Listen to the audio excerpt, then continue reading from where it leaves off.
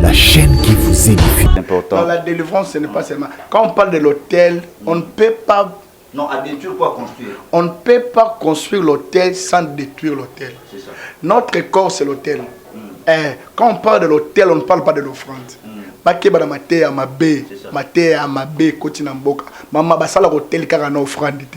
Notre corps aussi c'est une autel. Tant que j'ai des raisons avec ce hôtel, pour ton hôtel, exactement ton hôtel car na offrande.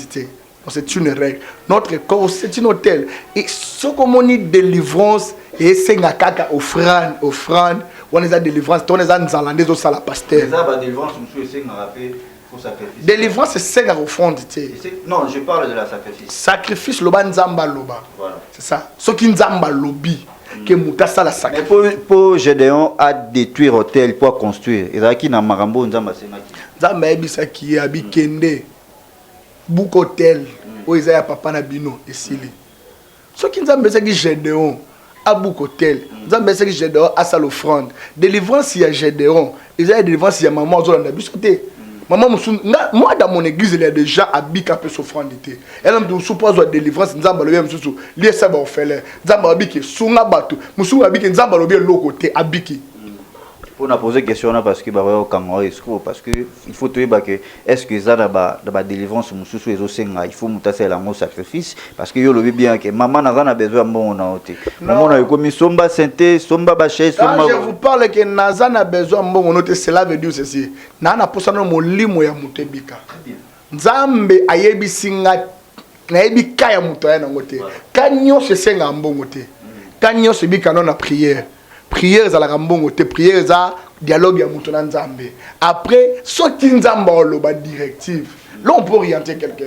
Offrande wana pesi en rabatine de la ngate. Mutu pas pesi pour offrande na poto comme délivrer. Alors peut-être offrande place dans na bandunda comme délivrer. Ako peut prendre place dans na kikwit na bumbacha comme délivrer. Et ça obligatoire à tine de la ngai. Merci. Ça va merci. Merci Média, la chaîne qui vous édifie.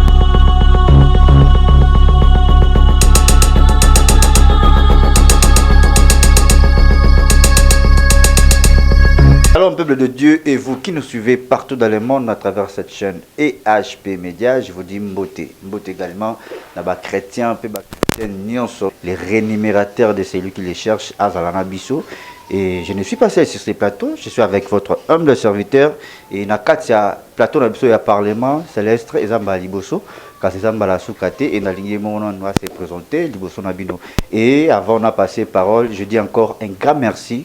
Comme d'habitude, pour Nabino, Bato Bomisana toujours prier pour cette émission et pourquoi pas pour notre chaîne Nabiso et HP Media. Merci pour la fidélité, merci pour nos messages Nabino, appel, ainsi de suite. Et on de ça à force Nabiso. Et c'est ça aussi l'amour au Christalobi. Aimez-vous les uns et les autres pour en tout cas, merci beaucoup Nabino Nyoso. Mbote Mbote papa. Voilà, Balanzé Bazolandayo, de partout. Europe, Amérique, Asie, Océanie, pourquoi pas, dans Lubumbashi, pourquoi pas, dans Congo, Brazzaville, Baotalabiso, Bambo, Tebele, Place Pozali. En tout cas, Naïbi Gavato d'éviter dans le Samonde, Bible, Pessibiso, Ningisa, aux Amate, Kopesa, Bananza, Mbote. Non, on appelle ça Bananza, Mbote, Baolanda Biso, comme on a les prophètes Féling Goudia. Donc, Naza pas prophète, Nazo Kambe Église, na commune Yanguringu, na avenue Moussamba, numéro 26. Naza prophète Kaka ya YouTube, Naza prophète ya Balabala, Naza prophète Nazo Kamba Église, na commune Yanguringu, na avenue Moussamba, numéro 26. Merci beaucoup. Le Talissi Bisso, en toute chose, photo de Seigneur Jésus-Christ, tout chez Liboso, abandonne la Alpha, et voilà pourquoi tu as pas nayo, tu as non, aux Hollandais Bisso, tout Sambeli. Merci Seigneur pour cette bonne opportunité que tu nous as accordée. Na dédié émission au Namaboko Nayo, Banda Nabiso Lokola Alpha, 6 Nabiso Lokola Omega. Fongola intelligence ya mutu nyonso ko émission oyo pe lobela biso na kombo na Yesu. Amen.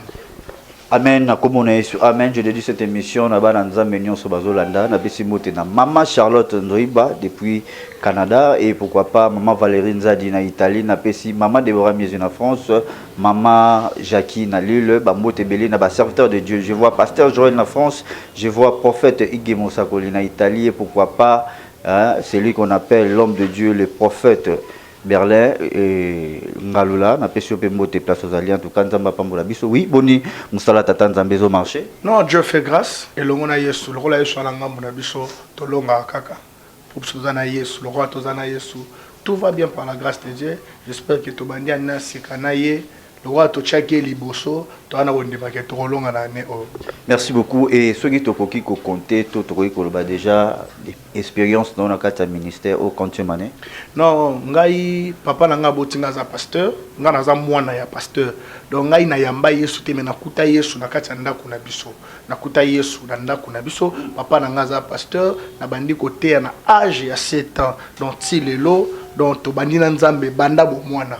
Na botami na ndako ya pasteur, papa na nga za pasteur, donc musala auto bandi yango bo mwana nyoso ti le auto zokoba na yango. Merci beaucoup donc so tu retenir que père spirituel na yo papa. Nga père spirituel na papa wa botinga moko. Mon père biologique, il est mon père biologique, il est aussi mon père spirituel. Voilà, avant de tomber sa message au même balanzambe et question l'abso il y a moi sous mais par rapport il y a ndenge tozo kendele et so itoko lo balelo est-ce que c'est important un homme de Dieu a un père spirituel to les tozo lo ba ndé Paul azobeba azobenga na Bible père en foi c'est important? Non, père spirituel à la caté. Père spirituel à la caté, nous avons le père de la foi. Voilà. Mais le coup les appellations pour la meilleure compréhension il y a batou les donner tout le baka père spirituel. Mais selon l'écriture, tu en as peur de la foi. Tu en as pas père, tu en as pas mentor, tu en as pas coach. Tu peux avoir un seul père mais plusieurs coachs, plusieurs mentors. Donc c'est ça. Donc autrement dit tu le baka père spirituel pour na copier sa batou les faveurs, le roi baïbi qui le baka peur mais tout ça la ba peur de la foi. Voilà. So toko loba, toko zota mo 2 ou 3 mentors bateau puis aux arrière mon fani bolo qui maté na ya zo fortifier un peu ce courage au kanzambe makatela. Non. L'évêque Jerry Bembele. Basé Belé, le bishop Eric Bika moi outikutika bishopé, lui ici il me fortifie. Le pasteur Philippe Makanda, il y a ensemble de scènes en Guringi, il n'est pas fortifié à Rangaï. Voilà, merci beaucoup. Alors, restez scotché, branché sur cette chaîne et HP Media. Alors, bisous, bah, tout s'abonner, n'a noté, mais quand il peut coacher mon colo, tout s'abonner sur HP Media pour nous continuer. Toujours, il y a des messages, des news, il y a des lobby que. Et c'est poussé par l'esprit que les hommes de Dieu parlent de la part du Seigneur. Un grand merci derrière la caméra, monsieur Charlie Kanga, Image Pro. Merci beaucoup pour notre image Kitoko ainsi que Dédé Miongo, toute l'équipe. Il y a HP Media, je vois notre Mwamba, Prisca Mbouzier, pourquoi pas notre papa Osé Amani. Merci beaucoup. Alors, message nous Meli Balanzambe, Amour Lelo. Non, Toye Kolobela, moi je suis le prophète de l'imitation. Naza musakoli nzamba pesanga message na lobela likolo ya ba limitation ezokanga bana nzamba. Vous savez Bible lobi mon peuple périt faute de connaissance. Donc nzamba tindi biso na message ya kolobela likolo ba limitation parce que so tali bien na mukili bana nzamba belé bazo souffrir.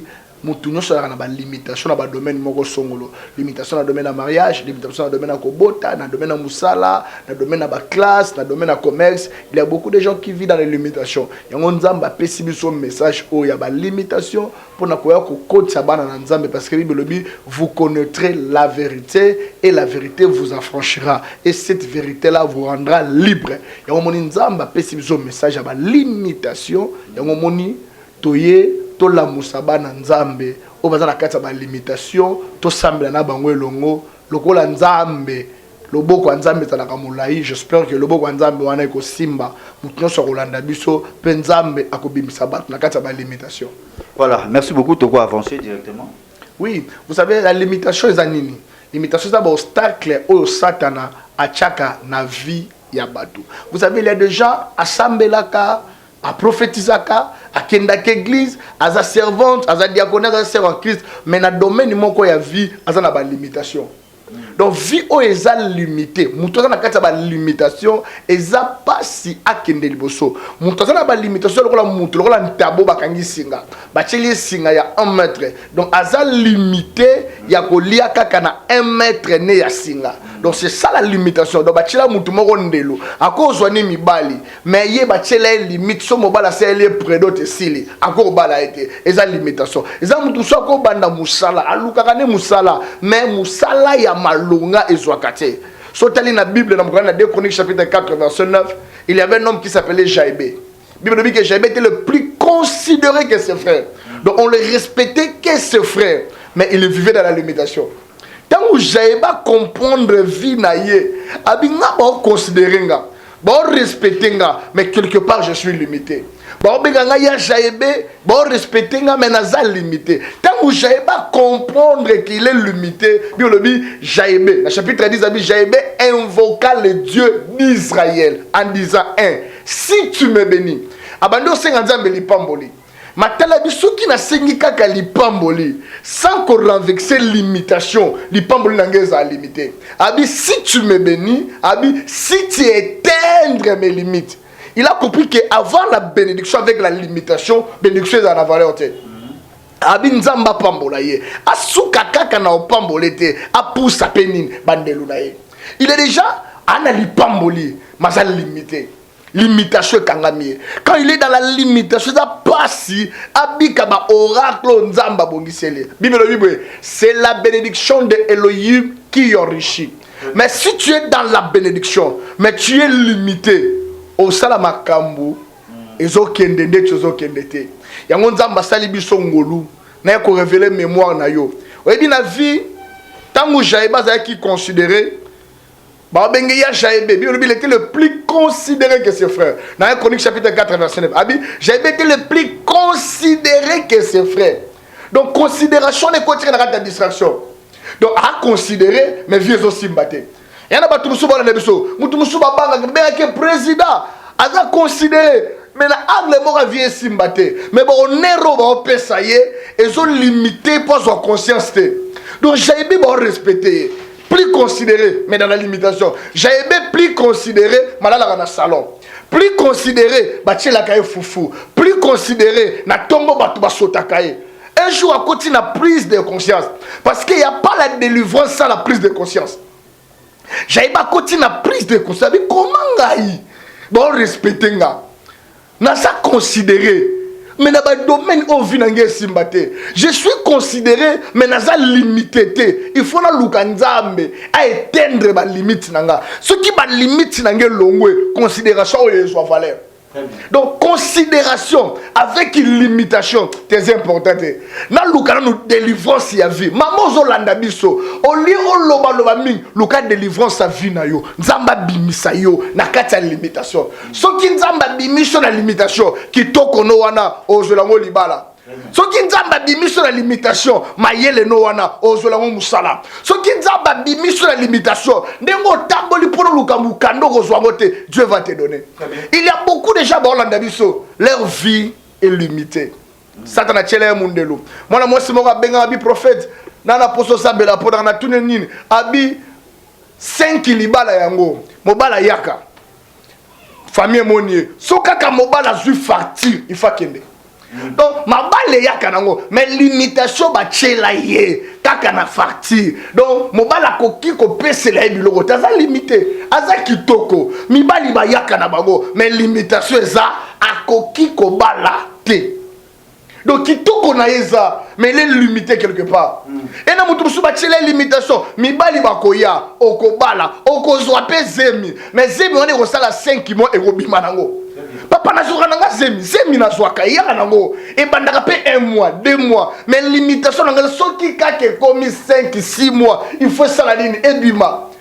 Donc Satan a pris son privilège il y a ko jouer loko mais tu as limitation liboso.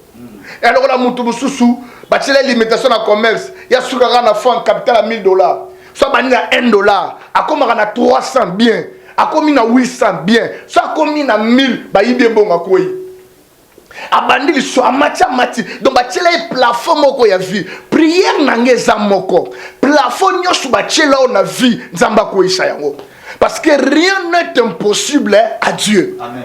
Tala yozo landanga vie ne sa limité na domaine on va na mobali ndaku moko mais elenga liba les athées mobali po simbo eza pasi abala na yo azana yo mais limitation no libala na yo eza ne sengote. Vous savez batebele ba benga biso mobali na sengote parce que libala eza demi paradis et libala eza paradis oza limité na domaine de mariage libala oza na esengo te maladi moko batiela na nzoto okendaka partout mais yo olekisaka mwa te sombela donc oza na mbongo oza na nyonso mais batiela limitation na santé obelaka chaque fois ozoluka muka okenda no poto facile okenda no pe bien okoma osali 5 ans 10 ans mais batiela limitation na mukanda batu mususu bazwaka mukanda facile basala 3 ans bazui mais yo sali 8 ans 9 ans limitation batiela yo zwa no mbongo yebano na batu mais mukanda okozwa te eza limitation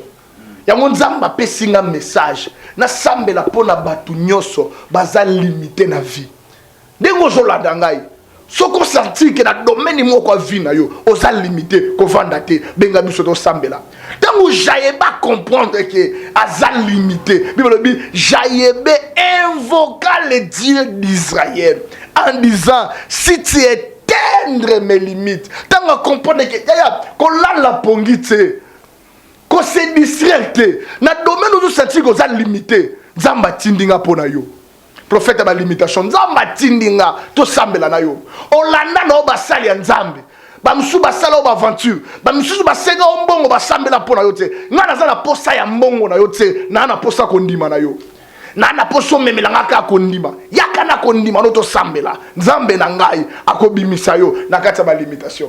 Voilà, merci beaucoup et message kitoko en tout cas nzamba pambola yo et à continuer pe ko baxelo toujours sagesse parce que Bible na biso c'est le souffle de tout puissant qui donne l'intelligence et la sagesse ceux qui mosala nzamba ote ya boye ceux qui sont d'espace en tout cas au lobby lo moza très important mais na débit au meka ko simba même au lobby même bateau bazote cela veut dire na basala nzambe pe baza limité le basala te baza ba limitation baza c'est pour ça on dit auto délivrance et on baza musala nzambe baza limité musala nzambe moi te aka bien maza azana vie à bien te aza limité dans le domaine de la finance il y a aucun déplacement ba kabeli batu nyonso c'est comme na tourner ba pesa kete il est limité il faut luka pe nzambe et basala nzambe musala nzambe mais lien pe ya famille kangai na peut simplement lien za la ndenge nini lien za mama soki aboti mwana bato babota ba ibazola nanga soki mwana bimi na mokili mwana ko bima na mokili mais pour moi na mama baka bona fa kata nini cordon sono bakati cordon te ata déjà mwana bimi na libu mama mazali na mokili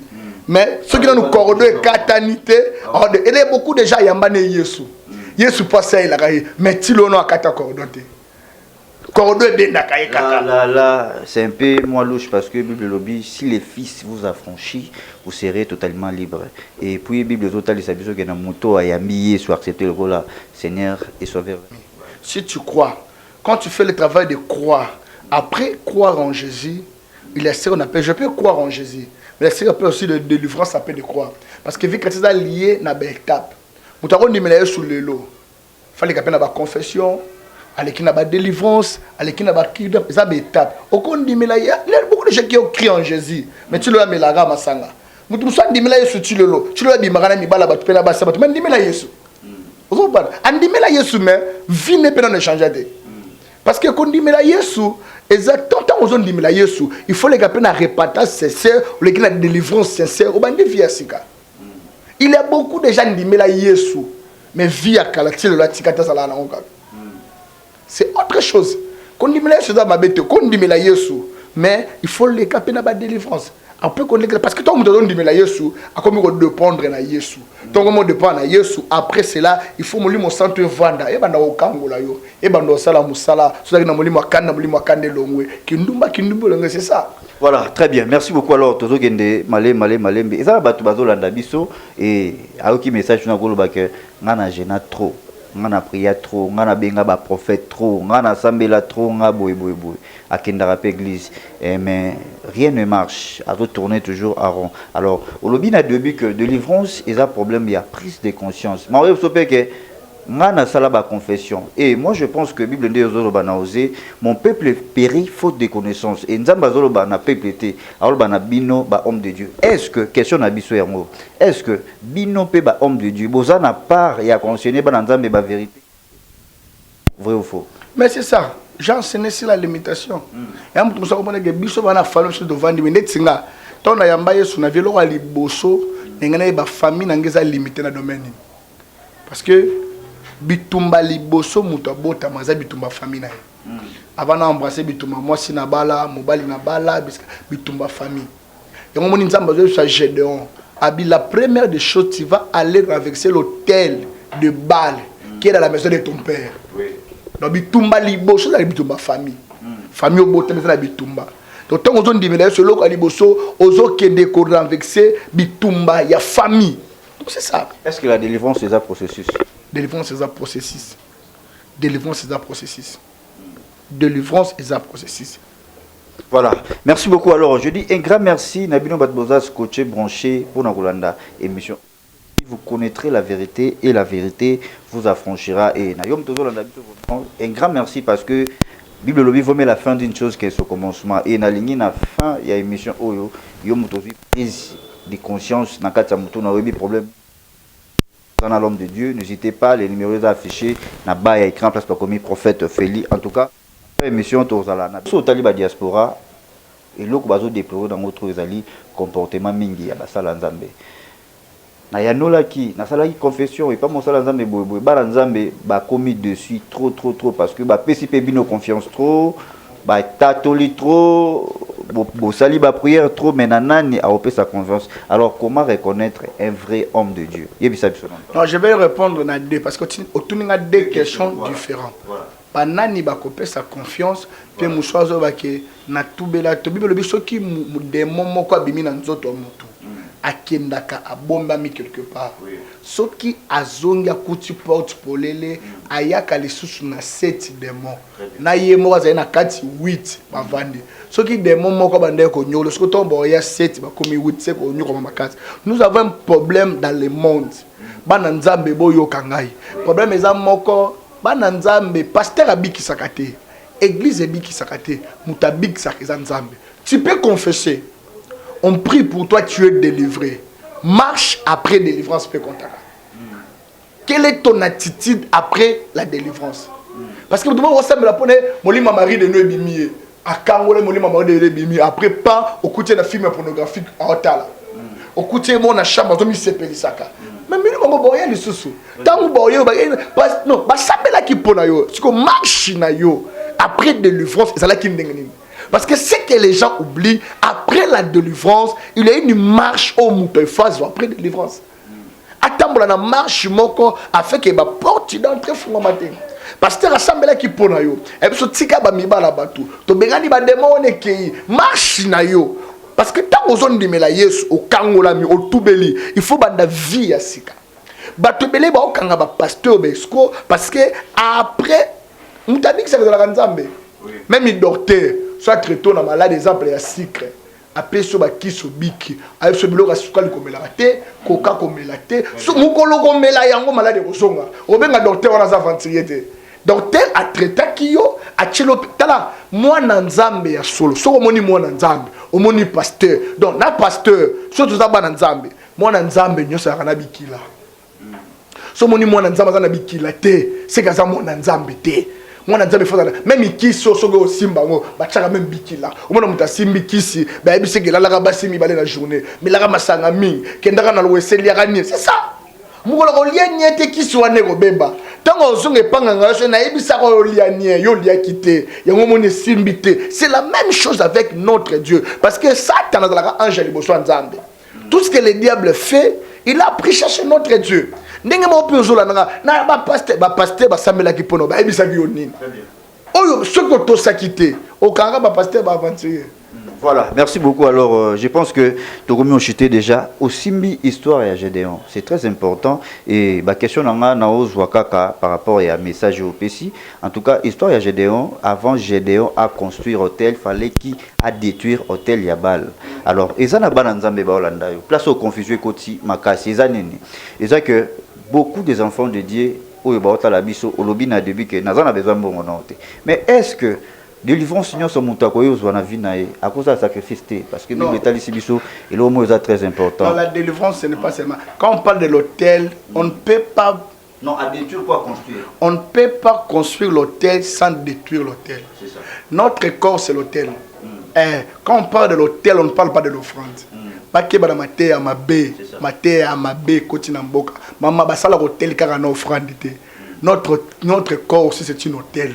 tant que Gédéon avec ce hôtel pour ton hôtel exactement ton hôtel car nos offrande c'est une règle notre corps c'est un hôtel et ce comme on dit délivrance et c'est un caca offrande on est à délivrance on est à nzalande au sala pasteur délivrance c'est un rappel. Délivrance, c'est 5 offrandes.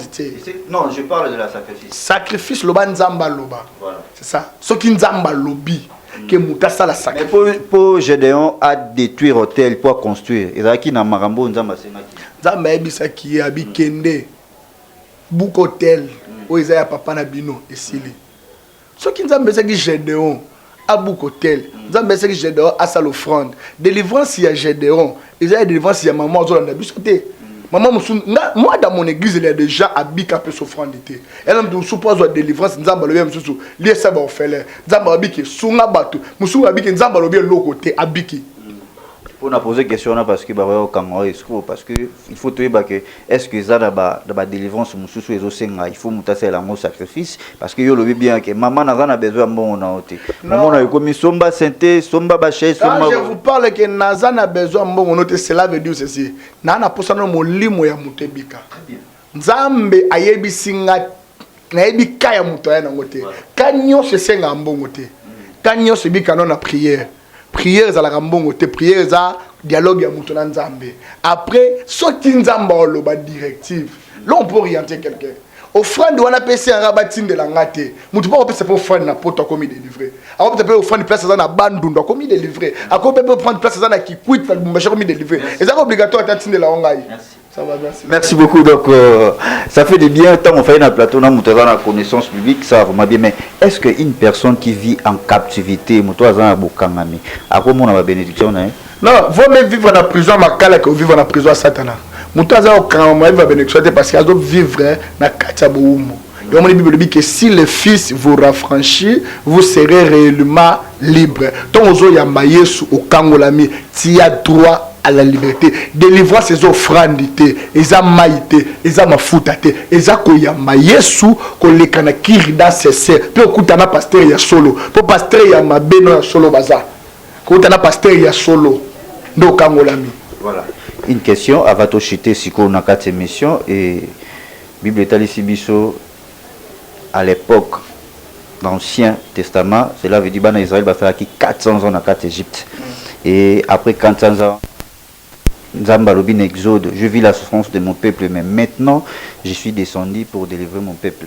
Et a utilisé qui Moïse, n'est des chroniques Lobi 20-20, des chroniques 20-20, confiez-vous à l'Éternel votre Dieu, vous serez affermis, mais à ses serviteurs vous réussirez. Alors on a posé question par rapport à la République démocratique du Congo, est-ce que tout le monde a besoin de délivrance pour Nzambateli Misa Moïse Moko? Non, pour votre information, prophète à nation à la raté. Je n'ai pas dit ça. Non, vous parlez de la délivrance. Prophète, il y a une nation d'avance à la raté. Pays, oh, c'est un pays béni. Mboko Zamboka Moué Pambola Mama. Kasi pour n'anger les Guinéens Bamboke Belé. Congo Zamboka Moué Pambola. Et là, au Moko Zobo Ma Congo, Batu, Bazan a confiance, na Kisi, Bazan a confiance, il y a Nzambe. Je bénis mon président Fachi, Banda Congo, Zala Congo.